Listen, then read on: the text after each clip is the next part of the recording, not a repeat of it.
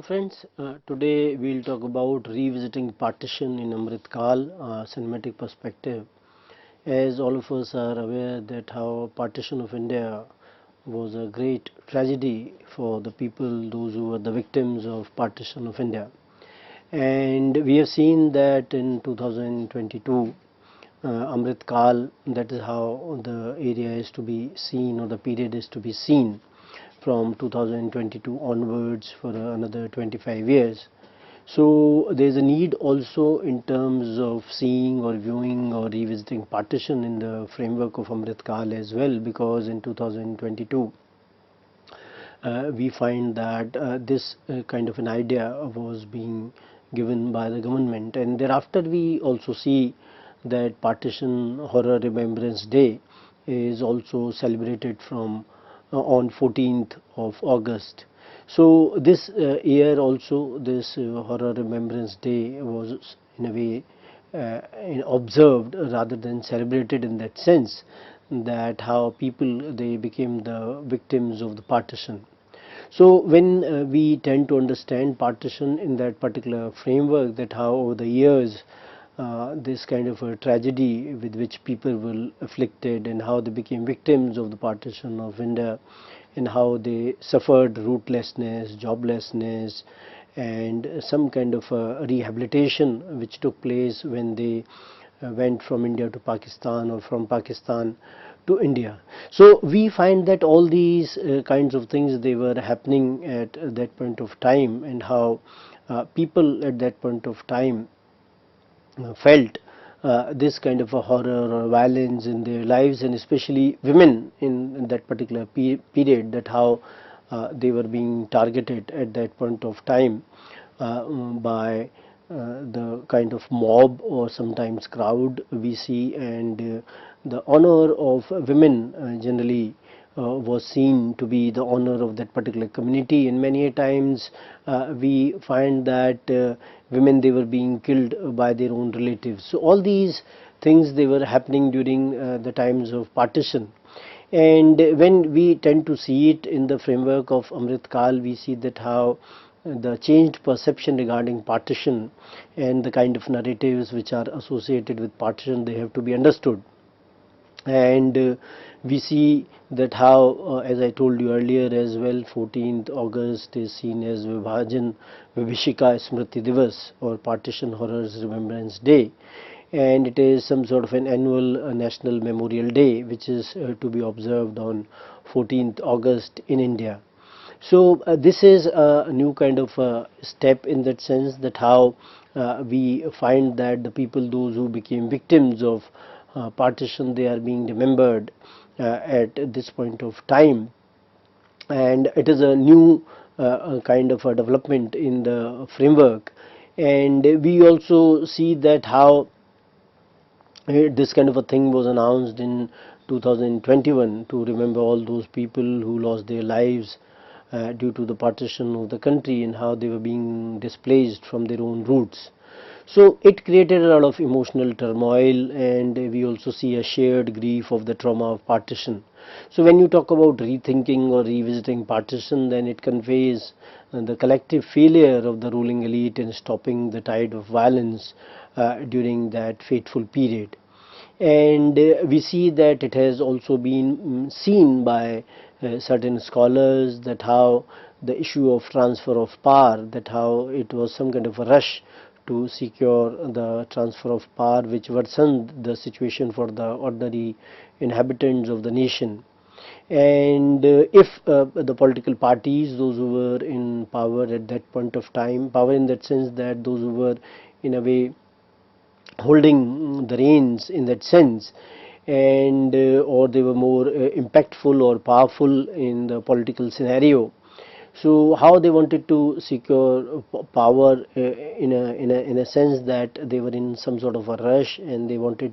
it to be early in that sense, and adequate preparations, they were not being made by the British government as well, that they preponed the independence and the partition of India in that sense. So because of this kind of inability to handle the situation, not making any kind of preparations, that this kind of a violence could not be controlled.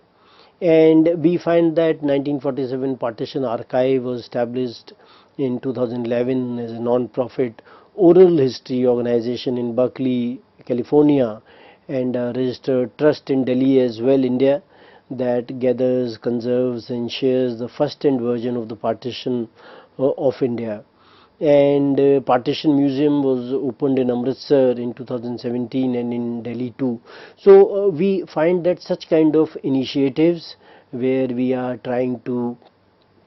create an archive where the people will share their own experiences, they will be recorded and they will be for the next generation,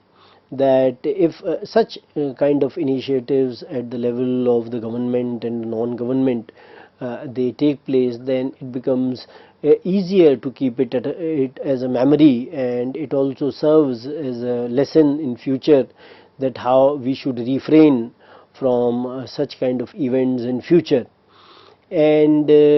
when you talk about cinema, so how cinema is also as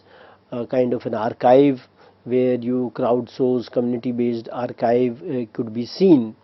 So how we can understand partition through the prism of cinema, and how cinema is also important as a new audiovisual source of documenting history, where a lot of focus is being given by the social scientists and research scholars, those who are viewing and reading cinema. And they say that how it can be used as a source of historical inquiry, because we find that so many themes which are there in the films, they are closer to reality, they are borrowing something from the reality, and many times reality is also affected by what is happening on the screen as well. So many cultural motives which are being shown in cinema, how these are part of that particular society. So many times it is being argued by the scholars that cinema is the mirror of the society, and what all is happening in the society is also getting reflected in the films as well. And we see that how it also promotes culture, fashion and identity as well. And because of which we find that how cultural practices which are being shown in the films, for that matter, they are also being borrowed from the society as well. So in that sense, when we see that how when India and Pakistan they got divided, and it was not only a geographical division but also widened the chasm in the hearts of the people as well. And the people, those who were part of, those who were witness or part of this tragedy, they also see it in a particular kind of a framework where it was not only a human tragedy in terms of memory of the masses, but at the same time the kind of political failure as well, that how the politics of that time was not able to in a way control the situation of violence which was perpetrated on the innocent masses. So the role of British in that sense, the shameful flight as termed by Winston Churchill, and the policy of the divide and rule which was followed by the colonial rulers in India, that how they were trying to divide Hindus and Muslims on the religious lines. So some questions with regard to whether partition was inevitable, it had to happen, or it could have been saved as well. But we just cannot discuss the things in the context of history, because they would have been or could have been. So rather we would try to focus that how the situation which developed, how it could have been controlled by right kind of policies which were followed by the people, those who were at the center of power in those times, and how some of the scholars like Urvashi Butalia, Ritu Menon, Kamala Bhasin, Begum Anis Kidwai, all they argue that the bodies of women, they became the prized possessions of their captors, and the conflict of communities was played over the bodies of women. So some of the women scholars they have argued in that sense that how women they were associated with the question of honor, and how this question of honor was important from the point of view of communities, and how the bodies of women they became some sort of conflict of these communities. We also see that in the recent times when we talk about revisiting partition and how partition as a tragedy could be seen in the new framework, where the kind of violence which was in a way the masses, they were victim of that particular kind of violence. And so the archival sources cannot be the only way where we could study history, and especially in the context of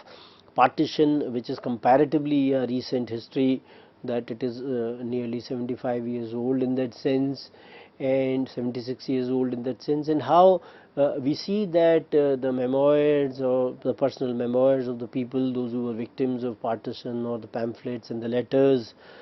which were in a way exchanged during that point of time, which are trying to communicate the kind of a situation which was there, and the oral sources in the form of the interviews by some of the scholars. And we see some of the people, those who have been associated with literature, they and how they have written some of the stories and novels which are dealing with the partition. So they have also been used as sources of history writing, and we see that how cinema has used literature in depicting the partition experiences. And at the same time we also see that the kinds of trends, in that sense, the kind of themes which have been there, and the issue of the displacement of the thousands of masses has been there in many of the films, and how people, they became refugees in their own homeland, and this kind of a trauma, in that sense, where they belong to one country, and that country in which they now lived, where they were being called refugees. So this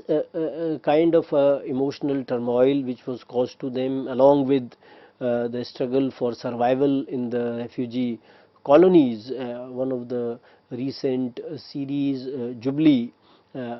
which is there in Jubilee, there are 10 episodes, and they also try to convey the people's survival in the refugee colonies. It tries to show it in a particular kind of situation where people, they are jostling for space. Apart from that, their identity, where they were very known people in the cities in which they were living earlier, and here they were not known at all, and they, all sorts of their economic standing had completely come down. So this kind of a trauma of fear, violence, personal pain, loss and uprooting from the native place has been exhibited in so many films, and how we also see that the help which was given by some of the neighbors, because of which these people, they were able to defend their lives, safeguard their lives, and many a times this empathy was in the framework of the people, those who were not their co-religionist, rather they belong to another religion. We also talk about the partition in the framework of how women, they jumped into wells to end their lives rather than their honors being ravished. And one of the portrayals of such a kind of a scene in Tamas in 1987, which was a teleseries or a film, it gave an iconic significance to such kind of incidents, and we find that a later film in 2003, Khamosh Pani, also depicted such a scene in which women jump into the well to protect their honor. But in this particular film, the protagonist, female protagonist, did not jump into the well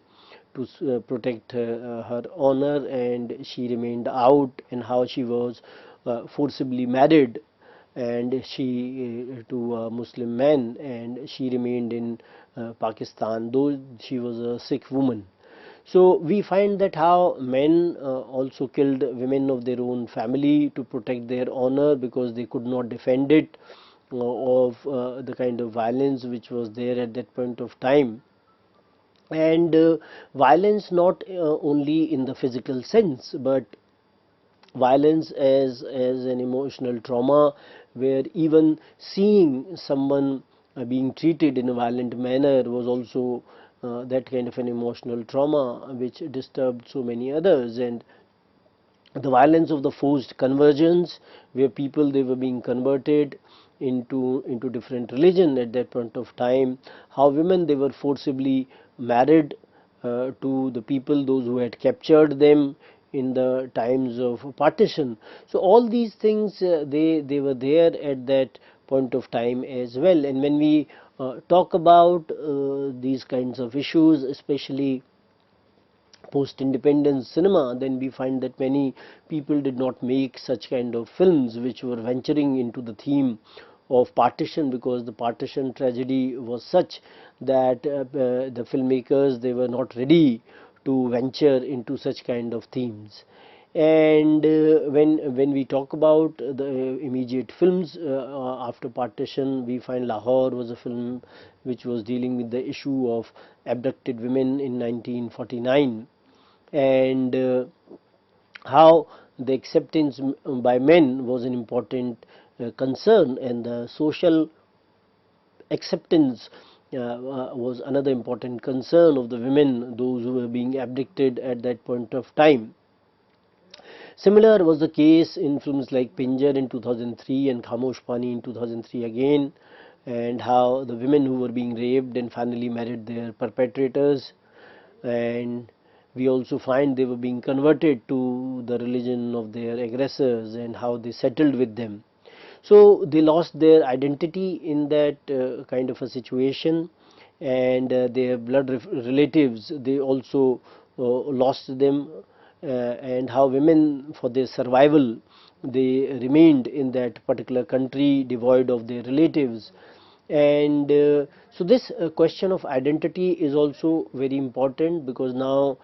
they had to restrict or convert themselves to a different kind of an identity,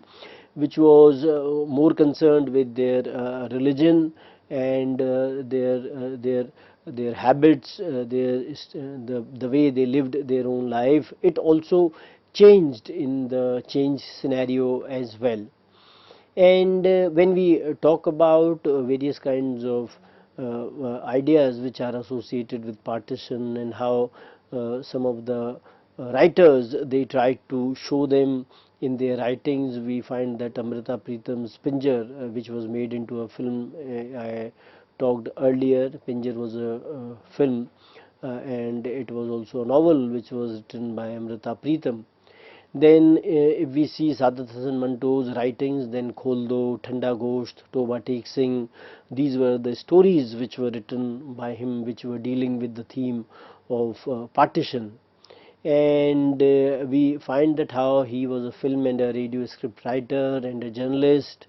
and he was also associated with the Progressive Writers Association, and he was tried for obscenity by the courts as well, and some of the other literature in the framework of Rahi Masoom Raza's Adha Gaon and Salman Rushdie's Midnight Children.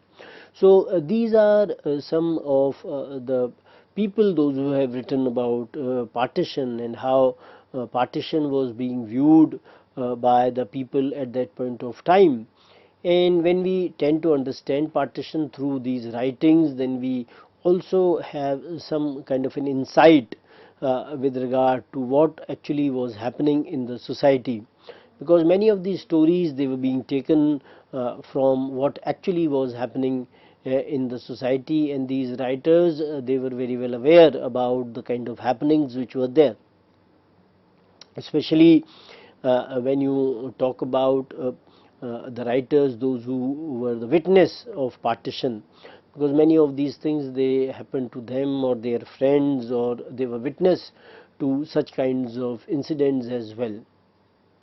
So one of the important aspects with regard to partition is that how people those who were the victims of partition they create this kind of a the kind of a psyche which they developed over a period of time by seeing that kind of violence and bloodshed, and the kind of sensitivity which they exhibited in the later times during their adulthood, because they had seen partition, they had been victims and witness to it. So in that sense their contribution with the understanding and their insights regarding the partition of India. And some of the filmmakers like Govind Nihalani, Shyam Benegal, Ritvik Ghatak, Gulzar, Bhisham Sahani, Sadat Hasan Manto, all of them, they in a way tried to in a way convey either through films or through their writings the kind of issues which were concerned with the partition of India. We also see that some of the films, though they were not being made in Hindi, like Chinamul, which means uprooted, which was made in 1951. And this particular film was talking about the colonial apathy and the consequent violence as well, and how the displacement partition caused, and the way the violence it led to, and the starvation and the impoverishment it generated. So all these kinds of concerns, they were being talked about in this particular film, and we find that this film was mostly shot outdoors, capturing the documentary shots with the hidden camera and impromptu shooting as well. And this film was referred to as neorealist, and it had the impact of the neorealist cinema. So when we talk about such kind of films like Chinamul, which was a Bengali film, and this film by Nimai Ghosh,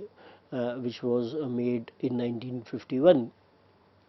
and we find that some of the actual refugees, they were part of this particular film, and they could identify with that kind of a situation where they had to portray themselves as refugees at that point of time.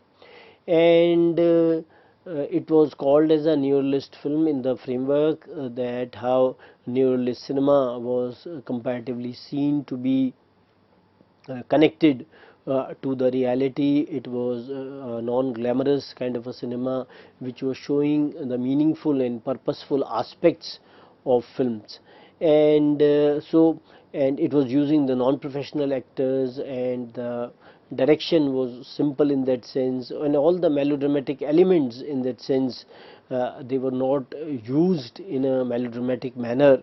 So that was one of the aspects of the neorealist films. And when we talk about the International Film Festival, which was held in India in 1950s earlier part, and how many of the filmmakers, they got a chance to see these films, the films which came from other regions of the world. So many Italian films like Bicycle Thieves or Ladri di Bicicletta, and how these films, when they were being exhibited in India, then we find that people, especially the filmmakers, they got impressed by such kind of films, and when they were being shown to the audience and to the filmmakers, they were in a way wanted to make their own kind of a cinema by borrowing the kind of themes many a times, or the kind of treatment which was being given to these films. So we'll continue further about such kind of films in our next lecture. Thank you very much.